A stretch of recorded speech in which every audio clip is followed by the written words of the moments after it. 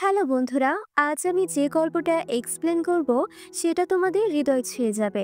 এই ছবির নাম সিক্রেট আনটোল্ড মেলোডি এবং এটা ২০০৭ সালের তাইওয়ানিজ মুভি সিক্রেট থেকে অনুপ্রাণিত। এই গল্পের শেষে এমন কিছু রহস্য বেরিয়ে আসে যা দেখে প্রত্যেক মানুষ এক মুহূর্তের জন্য ভাবতে বাধ্য হয়। তাই আমি তোমাদের কাছে রিকোয়েস্ট করব এই ভিডিওটা অবশ্যই শেষ পর্যন্ত দেখবে। গল্পের শুরু হয় এক ছেলেকে দিয়ে যার নাম জেজুন। জেজুন ছিল এক অত্যন্ত ট্যালেন্টেড পিয়ানিস্ট এবং সেই কারণে সে জার্মানি থেকে মিউজিকের হায়ার স্টাডিজ করেছিল।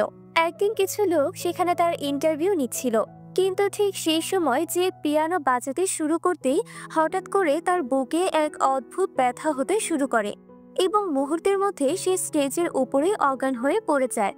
এখন দৃশ্য কাট হয় কয়েকদিন পর জেজন জার্মানি থেকে ফিরে আসে সাউথ কোরিয়াতে।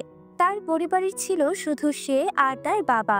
ফিরে এসে জুন একটি ইনস্ট্রুমেন্টাল মিউজিক কোর্সের জন্য ইউনিভার্সিটিতে ভর্তি হয়। সেখানে তার পরিচয় হয় এক মেয়ের সাথে যার নাম ছিল হেইন। হেইন জুনকে ইউনিভার্সিটির ক্লাসগুলো দেখিয়ে দেয়।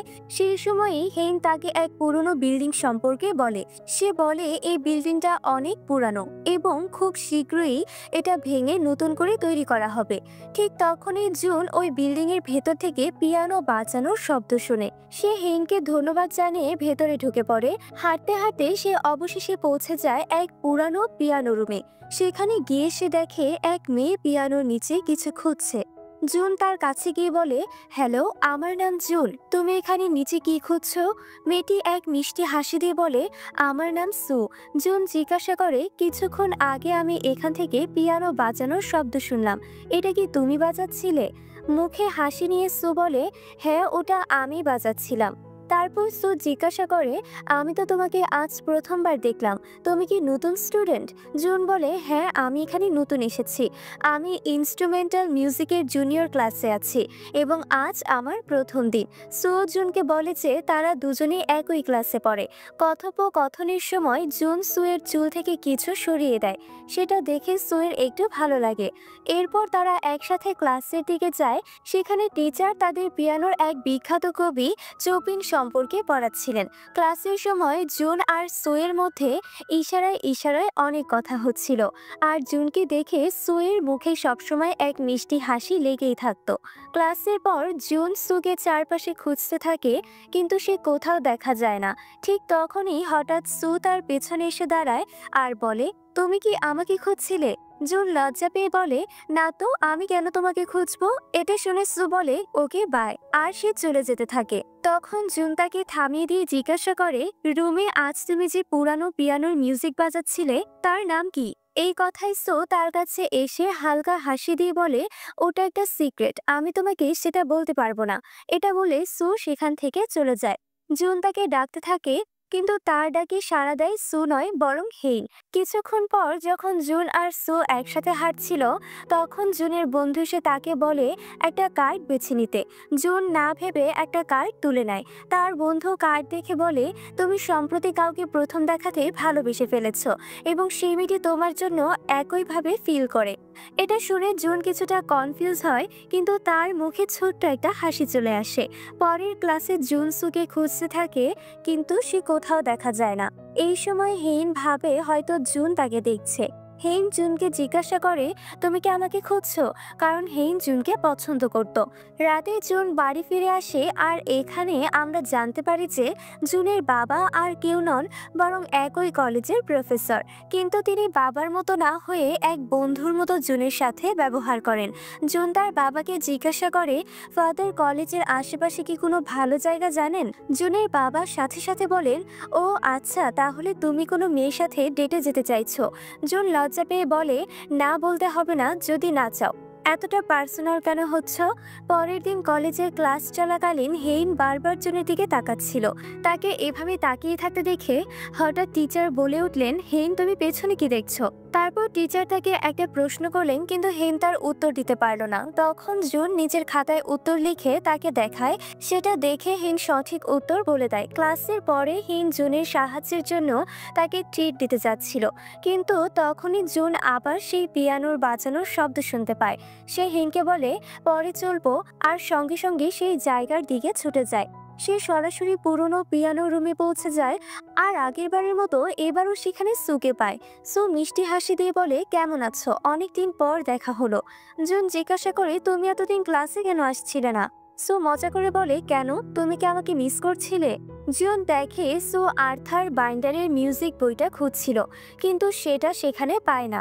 তারপর তারা দুজন মিলে লেকের ধারে হাঁটতে যায় এবং একে অপরের সাথে গল্প করতে থাকে। জুন বলে, আমি জার্মানিতে পড়াশোনা করছিলাম, কিন্তু কিছু কারণে আমাকে আবার সাউথ কোরিয়ায় ফিরে আসতে হয়েছে। সো মজা করে জিজ্ঞাসা করে, কোথাও কারণ আমি নই তো? তুমি কি আমার জন্য ফিরে এসেছো?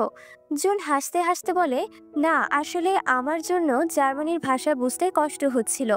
এখানে ফিরে এসে ভালো লাগছে। কিছুক্ষণ পর আমরা দেখি জুন হিনকে পড়াশোনায় সাহায্য করছে, কিন্তু হিন পড়াশোনা বাদ দিয়ে ফোন ব্যবহার করতে শুরু করে। আসলে পড়াশোনা ছিল শুধু একটা অজুহাত।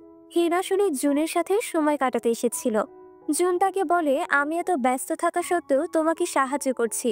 তখন হিন ফোন দেখে বলে, কিছুদিন পর আমাদের স্কুলে একটা পিয়ানো কম্পিটিশন হতে যাচ্ছে, আর যে জিতবে সে পাবে আর্থার বাইন্ডারের নতুন এডিশন বই। আর্থার বাইন্ডারের নাম শুনে জুনের সুয়ের কথা মনে পড়ে যাচ্ছিল। সে ভাবে সেদিন সু তো এই একই বইটা খুঁজছিল। তখন হেইন জুনকে অনুরোধ করতে শুরু করে, তুমি কি প্লিজ ওই কম্পিটিশনে অংশ নেবে? আমার ওই বইটা খুব দরকার। কিন্তু জুন এখনো ঠিক করতে পারেনি, কারণ অনেক দিন ধরে সে পিয়ানো বাজানো ছেড়ে দিয়েছিল। রাতে জুন বাড়িতে এসে এই বিষয়টা নিয়ে ভাবতে থাকে। সে কি আবার পিয়ানো বাজানো শুরু করবে? সে কি এই কনসার্টে অংশ নেবে? পরের দিন প্রবল বৃষ্টি হয়। অন্যদিকে সু একা পুরানো পিয়ানো রুমে বসেছিল। বৃষ্টির ফোঁটা তার গায়েও পড়ছিল, তাই সে উঠে জানালা বন্ধ করার চেষ্টা করে। কিন্তু যেমনটা আমরা জানি, এই বিল্ডিংটা অনেক পুরনো ছিল, তাই এই জানালাটা বন্ধ হচ্ছিল না। ঠিক তখনই হঠাৎ পেছন থেকে কেউ এসে সুকে সাহায্য করে। সু ঘুরে তাকিয়ে দেখে আর কেউ নয়, বরং জুন ছিল। জুনকে এত কাছে দেখে সুয়ের হৃদয় জোরে ধড়ফড় করতে শুরু করে।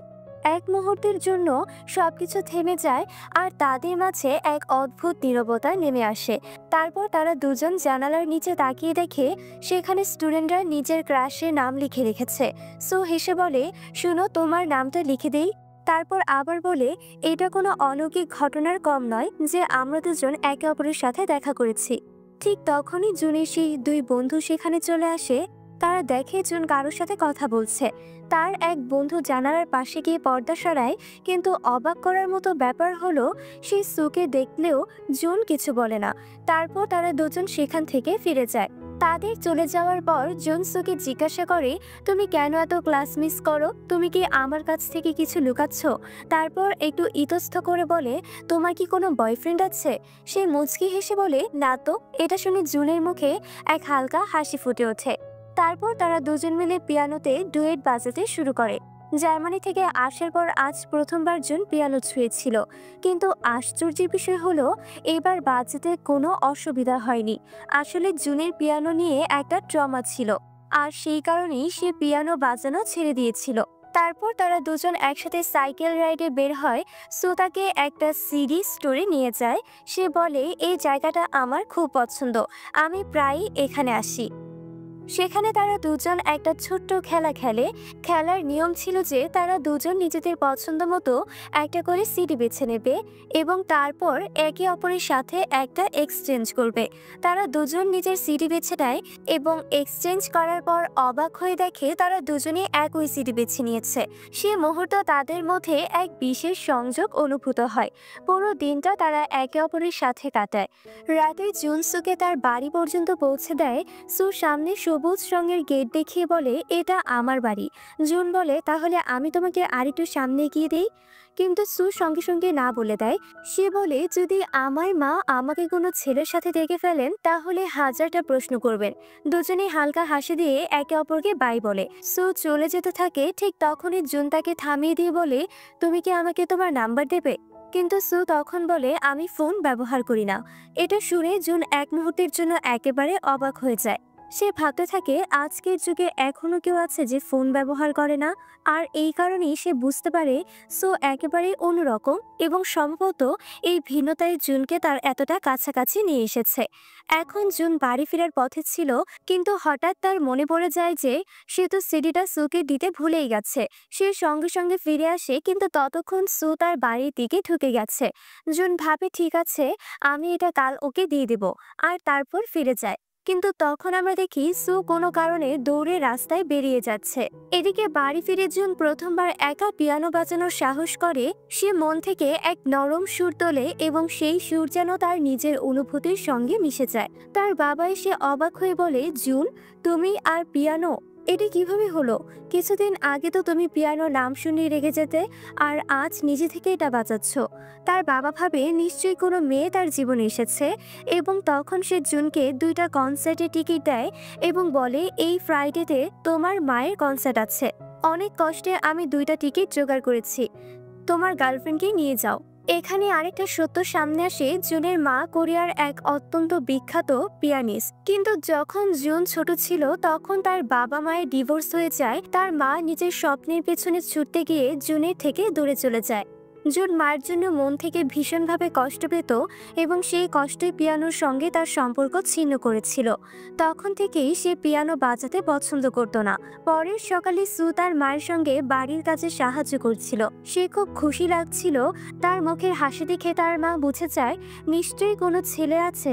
মা জিজ্ঞাসা করে, কে সেই ভাগ্যবান ছেলে? শুরুতে সু লুকানোর চেষ্টা করলেও কিন্তু পরে সে বিষয়টা স্বীকার করে ফেলে। তার মা বলে, তাহলে কবে তুমি আমাকে তার সাথে পরিচয় করিয়ে দেবে? সু চুপ হয়ে যায় এবং তারপর এক অদ্ভুত উত্তর দেয়, ওর সঙ্গে আপনাকে পরিচয় করানো খুব কঠিন, হয়তো অসম্ভব। অন্যদিকে স্কুল থেকে সব স্টুডেন্ট মিউজিক হলে যাচ্ছিল। আজ সেই পিয়ানো কম্পিটিশন হওয়ার কথা ছিল, যেটা নিয়ে হেইন জুনের সঙ্গে কথা বলছিল। হেইন আর সুও হলে যাচ্ছিল। এই কম্পিটিশনে মোট 5টা রাউন্ড ছিল। প্রথমে জুনের প্রতিদ্বন্দ্বী এসে এক কঠিন মিউজিক পিস বাজায়। তারপরে জুন একই পিস আরও দুর্দান্তভাবে বাজায়। সবাই অবাক হয়ে যায়। একের পর এক রাউন্ড পেরিয়ে জুন এগিয়ে যায়। এবার আসে ফাইনাল রাউন্ড। ফাইনাল রাউন্ডে জুন এবং তার প্রতিদ্বন্দ্বী একসাথে পিয়ানো বাজায়। আর এইবার মিউজিক পিস ছিল সবচেয়ে কঠিন, এমন একটা পিস যা শুধু একজন অভিজ্ঞ শিল্পী বাজাতে পারে। জুনের আঙুলগুলো পিয়ানোর গীতে নাচছিল এবং দর্শকরা নিঃশব্দে তা শুনছিল। ফাইনাল রাউন্ডের মিউজিক ছিল খুব দ্রুত এবং টেকনিক্যাল। এই পিসে পিয়ানোর গীতে আঙুলের নিয়ন্ত্রণ ছিল সবচেয়ে গুরুত্বপূর্ণ। কিন্তু স্টুডেন্টরা অবাক হয়ে দেখে যে জুন কোনো ভুল না করেই জুন সব সহজে সেই কঠিন পিসটা বাজিয়ে ফেলে। আর এরপর কি শেষ পর্যন্ত কম্পিটিশনে জুন জিতে যায়। পুরো অডিটোরিয়াম করতালির আওয়াজে গর্জন হয়ে ওঠে। হেইন আর সু দুজনে খুব খুশি হয়, আর জুন প্রাইজ হিসেবে পায় আর্থার বাইন্ডারের রেয়ার মিউজিক বুকটি। ঠিক তখনই হেইন তার কাছে আসে। ওয়াও জুন, তুমি তো দারুণ পিয়ানো বাজাও। জুন মজা করে বলে, যতই প্রশংসা করো না কেন, এই বইটা আমি তোমাকে দিতে পারবো না। হেইন হেসে ফেলে।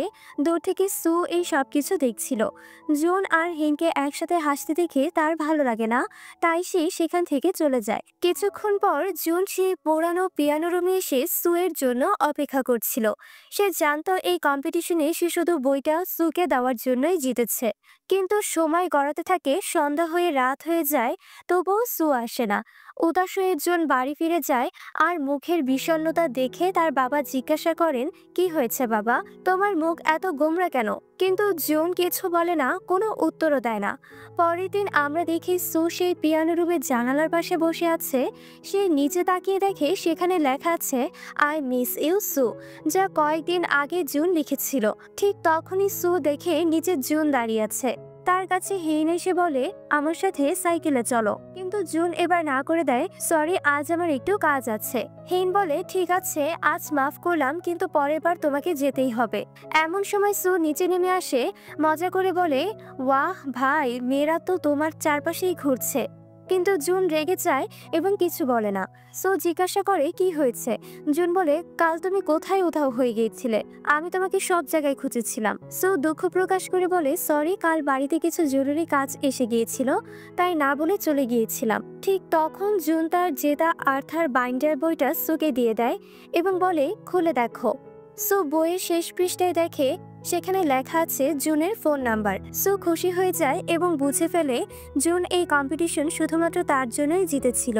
জুন এরপর সুকে নিজের বাড়িতে নিয়ে আসে।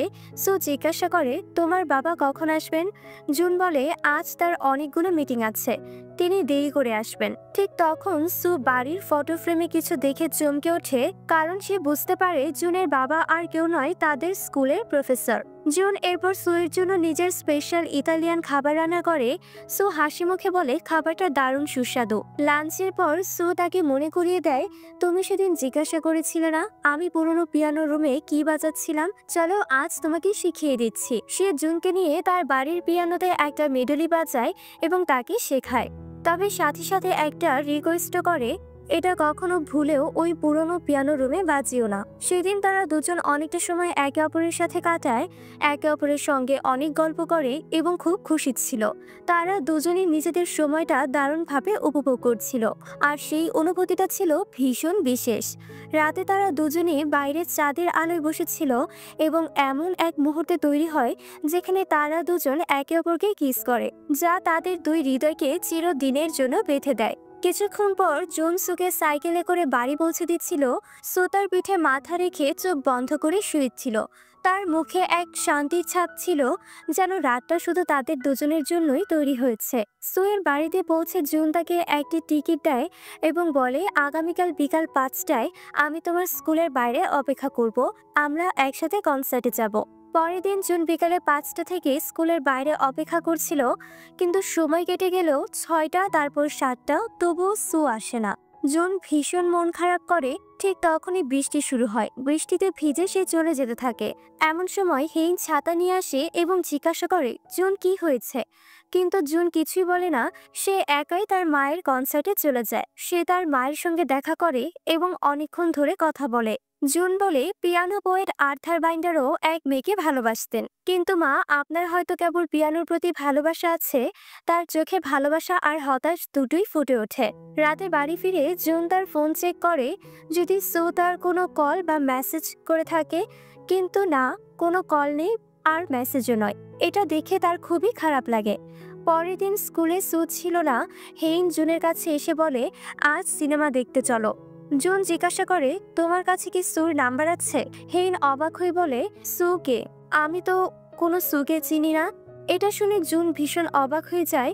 সে স্কুলের টিচারদের কাছে গিয়ে জিজ্ঞাসা করে, কিন্তু সবার একই উত্তর, এই স্কুলে সু নামে কোনো মেয়ে পড়ে না। জুনের পায়ের তলা থেকে মাটি সরে যায়।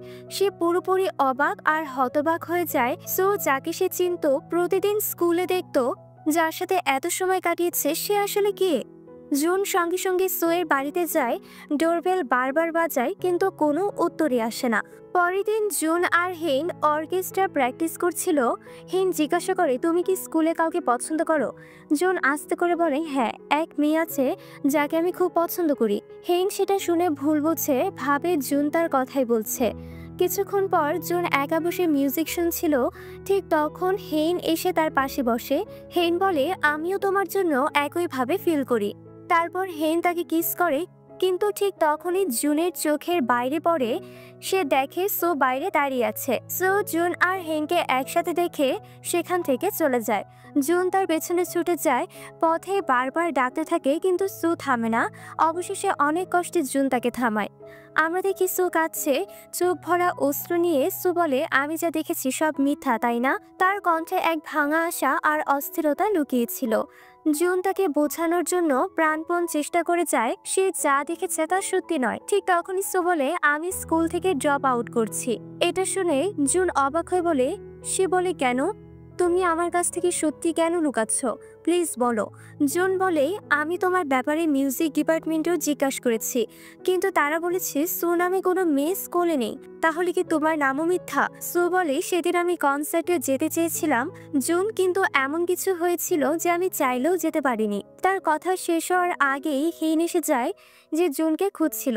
সু তাকে দেখে চলে যেতে থাকে, কিন্তু জুন বলে, যদি তুমি কোনো কথা না বলে চলে যাও, আমি ধরে নেব সব শেষ। সু শুধু বলে, ঠিক আছে, আর সে চলে যায়। তো পরের দিন ক্লাসে ভীষণ মন খারাপ নিয়ে জুন একা বসেছিল। তখন হিন তার কাছে এসে বলে, তুমি কি আমার সাথে কিছু কথা বলতে চাও না? আমি ভেবেছিলাম তুমি আমাকে পছন্দ করো, কিন্তু এখন তুমি আমাকে পছন্দ করো বা না করো, আমি তোমার পিছু ছাড়বো না। কিছুদিন পর থেকে জুন একেবারেই বদলে গেল। সে সবসময় মন খারাপ করে থাকতো। না তার ক্ষুধা লাগতো, না তার ঘুম আসতো, না কারোর সাথে কথা বলতো। সে শুধু সুকে মিস করত। সে বারবার সেই পুরানো পিয়ানো রুমে যেত, এইভাবে যে হয়তো সেই মেলোডির সাথে সু আবারও তার সামনে এসে দাঁড়াবে। কিন্তু সেই দিনের পর থেকে সুয়ের সাথে আর কখনো তার দেখা হয়নি। কয়েক মাস কেটে যায়, কিন্তু সু আসে না। একদিন জুন তার ঘরে একা বসেছিল, তখন তার বাবা এসে তার পাশে বসেন। তাকে দেখে তিনি সব বুঝে যান। তিনি বলেন, বাবা, একটা কথা আমি আমার জীবনের অভিজ্ঞতা থেকে শিখেছি, ভালোবাসায় সময়ের গুরুত্ব সবচেয়ে বেশি। যদি ঠিক সময় সিদ্ধান্ত না নাও, তাহলে জীবনের অনেক কিছু হাতছাড়া হয়ে যায়। আমি চাই না তুমি আমার মতো একই ভুল করো। পরের দিন জুন আবার সুয়ের বাড়িতে যায়। ডোরবেল বাজায়, কিন্তু ভেতর থেকে কোনো উত্তর আসে না। তখন সে সুয়ের জন্য কনসার্টের টিকিটগুলো বাড়ির বাইরে রেখে আসে। তার মন গভীরে এখনো একটা আশা বেঁচে ছিল যে হয়তো সু আসবে। তার চলে যাওয়ার পর বাড়ির ভেতর থেকে এক বৃদ্ধা বেরিয়ে আসে। তিনি টিকিটগুলো তুলে নিয়ে দেখেন কয়েকদিন পর স্কুলের ৭০তম অ্যানিভার্সারির কনসার্টের দিন আসে। পুরো অডিটোরিয়াম উত্তেজনায় ভরা ছিল। জুন অর্কেস্ট্রা টিমের সাথে তার সেরা পারফরমেন্স দিতে যাচ্ছিল। জুনের বাবা মাও অডিয়েন্স ছিলেন। তার মা তাকে পিয়ানো বাজাতে দেখে খুব খুশি হয়েছিলেন, কিন্তু সেখানে একটা সিট ফাঁকা ছিল, যেটা জুন সুয়ের জন্য রিজার্ভ করেছিল। ঠিক তখনই জুনের চোখ গেটের দিকে যায়। সেখানে সু দাঁড়িয়েছিল। তার মুখে একটা হাসি ছিল, কিন্তু সেই হাসির আড়ালে লুকিয়ে ছিল গভীর কষ্ট। তারপর কোনো কথা না বলে সু সেখান থেকে চলে যেতে শুরু করে। জুন এক মুহূর্তও ভাবেনি সে সবার সামনে কনসার্ট হল থেকে দৌড়ে বেরিয়ে সুয়ের কাছে যায়। সে তাকে থামায়, আর আমরা দেখি সু কাঁদছে। সে জুনকে জোরে জড়িয়ে ধরে। জুন বলে, প্লিজ এবার আমাকে ছেড়ে চলে যেও না। কিন্তু সু বলে, আমাকে যেতেই হবে। জুন, নিজের খেয়াল রেখো, এটা আমাদের শেষ দেখা। এবং সে আবারও সেখান থেকে চলে যায়। ঠিক তখনই জুনের পেছনে তার বাবা এসে বলেন, চলো কনসার্টে ফিরে চলো। কিন্তু জুন বলে, না, আমাকে সুকে আটকাতে হবে, আমি তাকে যেতে দিতে পারি না। তার বাবা বলে, তুমি পাগল হয়ে গেছো, এখানে তো কেউ নেই, তুমি কার সাথে কথা বলছো?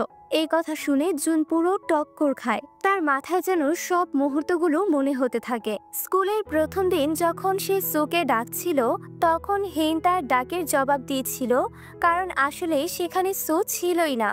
আর যখন তার বন্ধু কার্টেন সরাচ্ছিল, সে জুনের সঙ্গে কিছুই বলেনি, কারণ ওই পর্দার পেছনে কেউ ছিল না। যেদিন সু তাকে হেইনের সঙ্গে দেখে ফেলেছিল, সেদিনও সে শুধু হাওয়ার সঙ্গে কথা বলছিল। এজন্য আজ পর্যন্ত কেউ জুনকে কোনো মেয়ের সঙ্গে দেখেনি। এই সত্য জেনে জুনের মাটি পিছলে যায়। সে তার সামনে থেকে পুরো পর্দা সরিয়ে ফেলে, দৌড়ে পুরোনো পিয়ানো রুমে চলে যায়। সে খুব বিভ্রান্ত ছিল, কিছুই বুঝতে পারছিল না যে তার সঙ্গে আসলে কি ঘটেছে। তখন পিয়ানো রুমের সামনে জানালার নিচে থেকে লেখা আসতে থাকে, জুন, আমি সু, আমি খুশি যে আমরা মিলেছি। একটি শেষ কথা, আমি তোমাকে ভালোবাসি জুন। সেই সময় তার ফোন কল আসে সুয়ের মাঠ থেকে। জুন সঙ্গে সঙ্গে সুয়ের বাড়িতে যায়। আমরা দেখি সুয়ের মা অনেক বুড়ো হয়ে গেছেন, যদিও কিছুদিন আগে তিনি অনেক তরুণ ছিলেন। জুন তাদের বাড়িতে সুয়ের অনেক পুরানো ছবি দেখে। সুয়ের মা তাকে সেই বইটা দিয়ে বলেন, এই বইটি সুয়ের হৃদয়ের খুব কাছের ছিল। এই সময় জুন লক্ষ্য করে কিছুদিন আগে সে সুকে এই বই দিয়েছিল, কিন্তু এখন যখন সুয়ের মা তাকে বইটা দিচ্ছেন, তখন দেখতে পায় বইটা অনেক পুরনো মনে হচ্ছে, যেন কয়েক বছর আগের। সুয়ের মা বলেন, সু একদিন আমাকে তার বয়ফ্রেন্ডের কথা বলেছিল অনেক বছর আগে। সে আমাকে একটা পিয়ানো রুমের কথা বলেছিল, কিন্তু আমি তখন তার কথা বিশ্বাস করিনি। ওই বইতে আমি তোমার নম্বর দেখেছি, কিন্তু তখন সেটা আমার কাছে খুব অদ্ভুত লাগতো। এখন বুঝতে পারছি। বাস্তবে একদিন যখন সু তার স্কুলের পিয়ানো রুমে ছিল, তখন সে পিয়ানোর নিচে একটা বই পায়, যার উপর লেখা ছিল সিক্রেট। সে বই খুলে দেখে সেখানে কিছু অদ্ভুত আর বোঝার বাইরে কবিতা লেখা ছিল। বইটিতে একটা মিউজিক পিস ছিল, আর যখন সে তা পিয়ানোতে বাজায়, আশেপাশের সবকিছু পরিবর্তন হতে শুরু করে। দেখতে দেখতে সে ২০ বছর ভবিষ্যতে চলে আসে। সে ভীষণ অবাক হয়েছিল কিভাবে এটা সম্ভব। সেদিনই প্রথমবার সে ভবিষ্যতে গিয়েছিল। যখন সে ফিরে এসে বইটা পিয়ানোর নিচে রাখে, তখনই প্রথমবার সে জুনকে দেখে। সে বুঝতে পারে শুধু সেই মানুষটাকেই সে দেখতে পাবে যাকে সে ভবিষ্যতে এসে প্রথম দেখেছে। আর জুনই ছিল সেই প্রথম মানুষ যাকে সে প্রথম দেখেছিল। ধীরে ধীরে সো জুনের প্রতি ভালোবাসা অনুভব করতে শুরু করে। সে প্রায় জুনের সাথে দেখা করতে ভবিষ্যতে আসতে থাকে। অনেকবার এমন হয় যে সো যখন প্রথমবার ভবিষ্যতে আসে এবং যদি অন্য কেউ পিয়ানো রুমে থাকে, সে চোখ বন্ধ করে ক্লাসের দিকে চলে যায়, যেন প্রথম চোখ খুলে সে জুনকেই দেখতে পায়। কিন্তু অনেক সময় এমন হতো যে সে অন্য কাউকে দেখে ফেলতো, সেই কারণে পুরো দিনটি সে জুনের সঙ্গে দেখা করতে পারতো না, কারণ জুন তাকে দেখতে পারতো না। তখন আমরা দেখি যে যখন জুন সুকে কনসার্টে যাওয়ার জন্য আমন্ত্রণ জানিয়েছিল, তখন সু প্রথমবার অন্য কাউকে দেখে ফেলে। এজন্য সে ইচ্ছা করেও জুনের কাছে আসতে পারেনি। সে হাজার চেষ্টা করেছিল যেন জুন তাকে দেখতে পারে, কিন্তু সেটা আসলে সম্ভব হয়নি। সে পুরো দিনটাই জুনের সঙ্গে ছিল, কিন্তু জুন তাকে দেখতে পারছিল না এবং মনে করছিল সু তার জন্য আসেনি, যদিও সে তাকে এত ভালোবাসতো যে সবকিছু ছেড়ে জুনের কাছে যেতে চাইতো। যখনই সে হেইন আর জুনকে একসাথে দেখে তখন তার খুব কষ্ট হতো, কারণ সে ইচ্ছা করে জুনের কাছে থাকতে পারতো না। সে প্রায়ই অতীতে ফিরে এসে তার ঘরে কাঁদতো। তারা তাকে অনেকবার জিজ্ঞাসা করেছিল, কিন্তু সু কিছু বলতো না। সে যে কি বলতো তার কথা কেউ বিশ্বাসই করতো না। সেই সময় সু অনেকবার চেষ্টা করছিল, কিন্তু সে সবসময়ই কাউকে আগে দেখে ফেলতো। একদিন সে মেনে নেয় হয়তো আর কখনো জুনের সঙ্গে দেখা হবে না, কারণ সে জানতো এই বিল্ডিংটা খুব শীঘ্রই ধ্বংস হয়ে যাবে। এই পুরনো পিয়ানো রুম যেখান থেকে সে ভবিষ্যৎ এবং অতীতে যাতায়াত করত আর থাকবে না। সে খুব মন খারাপ করছিল, তার মুখ থেকে সে মিষ্টি হাসি মুছে গিয়েছিল। কিন্তু একদিন সে ভাবলো এত তাড়াতাড়ি হার মানা ঠিক হবে না। সে আবারও পিয়ানো বাজিয়ে ভবিষ্যতে চলে গেল, কিন্তু সেখানে পৌঁছে সে জুন আর হেনকে একসাথে দেখে ফেলে। সেদিন তার হৃদয় সম্পূর্ণভাবে ভেঙে পড়ল। সে খুব কষ্ট পেল, মনে হলো যেন তার পুরো পৃথিবী শেষ হয়ে গেছে। সেই দিনই সে জুন থেকে দূরে পালিয়ে বাড়ি ফিরে এলো। সেই রাতে সে তার ঘরে অনেক কাঁদছিল। তার কান্নার শব্দ শুনে তার মা সেখানে এলেন। সেই রাতে কান্নায় ভেঙে সু বলছিল, আমি জুনকে খুব মিস করি, আমি তার সঙ্গে থাকতে চাই, আমি তাকে আর কারো সঙ্গে থাকতে দেখতে পারবো না। বর্তমানে জুন সুয়ের কিছু ছবি পায়, যার মধ্যে একটা ছবিতে সু জুনের বাবার সঙ্গেই ছিল। জুন সুয়ের মায়ের কাছে জিজ্ঞাসা করে সু এখন কোথায়। তারপর তার মা বলেন সেই ঘটনার কয়েকদিন পর সে একটি চিঠি লিখেছিল। এরপর আর কখনো তাকে দেখা যায়নি। জুন সেই ছবিটি নিয়ে তার বাবার কাছে সু সম্পর্কে জানতে চায়। তার বাবা বলেন আজ থেকে প্রায় 20 বছর আগে সু আমার একজন ছাত্রী ছিল। সে একজন খুব দক্ষ এবং শান্ত প্রকৃতির ছাত্রী ছিল, কিন্তু সে সময় সে আমার কাছে অনেক অদ্ভুত কথা বলতো ভবিষ্যতের ব্যাপারে। সে বলেছিল সে পিয়ানো বাজিয়ে ভবিষ্যতে যেতে পারত। একদিন সে আমার কাছে একটা অনুরোধ করেছিল। আমি দেখেছিলাম সে কোনো কষ্টে ভুগছে, তখন সে অনেক সময় স্কুল বন্ধ করত। তার বাবা বলেন সু আমাকে একটি বই দিয়েছিল বলে আমি চাই তুমি এই বইটা কয়েকদিন ধরে সংরক্ষণ করে রাখো। আর তারপর থেকে আমি তাকে আর কখনো দেখতে পাইনি। এখানে আমরা বুঝতে পারি যে সেই দিন জুন কনসার্ট ফেলে তাকে দেখতে এসেছিল, তখন সে দ্রুত ফিরে গিয়েছিল তার অতীতে, কারণ সে জানতে পেরেছিল ভবিষ্যৎ ওই পিয়ানো রুমটি কয়েকদিনের মধ্যে ধ্বংস করে ফেলা হবে। সে বাড়িতে সে অনেক কাজ ছিল এবং সিদ্ধান্ত নিয়েছিল ভবিষ্যতে জুনের সঙ্গে দেখা করতে যাবে। সো চলে যাওয়ার আগে তার মা একটি চিঠি লিখেছিল এবং শেষবার তাকে ভালো করে দেখছিল। বর্তমানে জুনের বাবা জুনকে বলেন যে সুকে শেষবার কয়েকজন বাচ্চা এক রাতে স্কুলের পিয়ানো রুমে যেতে দেখেছিল, কিন্তু এরপর থেকে তাকে কোথাও দেখা যায়নি। যদিও সেই দিন যখন সু পিয়ানো রুমে গিয়ে পিয়ানো বাজাচ্ছিল ভবিষ্যতে যেতে, তখন ভবিষ্যতে ওই বিল্ডিং ধ্বংস করা হচ্ছিল। বিল্ডিংয়ের দেয়াল ভেঙে পড়ার কারণে সু মারা গিয়েছিল। জুন এটি শুনে বুঝতে পারে যে আজই সেই দিন যেদিন এই বিল্ডিং ধ্বংস করা হবে। তার বাবা জুনের জন্য সেই বইটি আনেন, যেটি সু অনেক বছর আগে তাদের দিয়েছিল। কিন্তু ওই সময় যখন তারা বইটি নিয়ে ফিরে আসছিল, জুন সেখানে আর ছিল না। জুন দ্রুত সেই বই বিল্ডিংয়ের দিকে ছুটে যায়, কারণ সে জানতো যদি আজ সেখানে না পৌঁছায় তাহলে চিরতরে সুকে হারিয়ে ফেলবে। তখন তার বাবা সেই পুরনো বইয়ে জুনের নাম্বার দেখতে পান এবং বুঝতে পারেন যে সু অনেক বছর আগে যা বলেছিল সব সত্যি ছিল। তারা বুঝতে পারে জুন দ্রুত সেই পুরনো বিল্ডিং এর পেছনে ছুটে যাচ্ছে, কিন্তু জুন কিছুক্ষণ পরেই সেখানে পৌঁছায় এবং দেখে কয়েক মিনিটের মধ্যেই বিল্ডিংটি ভাঙা হবে। সে গোপনে বিল্ডিং এর উপরে ওঠার চেষ্টা করে, কিন্তু আজ যাই হোক তাকে যেতে হবে, তাই সে যে কোনোভাবে উপরে ওঠে। সে উইন্ডোর কাঁচ ভেঙে ভেতরে প্রবেশ করে এবং দেরি না করে সেই সুর বাজাতে শুরু করে। এই সময় বিল্ডিং ধ্বংস করার কাজ শুরু হয়ে গেছে, কিন্তু সে সুকে ছাড়া কোথাও যেতে চাইছে না। সে ভয় না পেয়ে পুরো শক্তি দিয়ে পিয়ানো বাজায়। শেষে যখন সুর শেষ হয়, পর্দা পুরোপুরি অন্ধকার হয়ে যায় এবং সে চোখ খুলে দেখে সে 20 বছর আগে অতীতে ফিরে গেছে। তখন তার চোখের সামনে দাঁড়িয়ে ছিল সু। সে দেখে জুনের আনন্দের সীমা ছিল না। সু খুব বিস্মিত হয়েছিল, দুজনের চোখে আনন্দের অশ্রু ঝলমল করছিল। এখন আমরা কিছুদিন পরের দৃশ্য দেখি, যেখানে তারা দুজনেই একে অপরের সঙ্গ পেয়ে খুব খুশি ছিল। তারা একসাথে ঘুরে বেড়াতো, উপভোগ করত এবং প্রতিটা মুহূর্ত আনন্দে কাটাতো। আর এর মধ্যে গল্পটি একটি সুখী সমাপ্তির সাথে শেষ হয়। কখনো কখনো ভালোবাসা কেবল একসাথে থাকার নাম নয়। সো এবং জুনের এই গল্প কেবল একটি রোমান্টিক যাত্রা ছিল না, এটি প্রমাণ করে দেয় যে সত্যিকারের ভালোবাসার সময়ের বাধাকেও পেরিয়ে যেতে পারে। আমি আশা করি আপনাদের এই গল্পটি ভালো লেগেছে। আর হ্যাঁ, যদি এই গল্পটি ভালো লাগে তাহলে ভিডিওটি লাইক করুন এবং চ্যানেলটি সাবস্ক্রাইব করুন।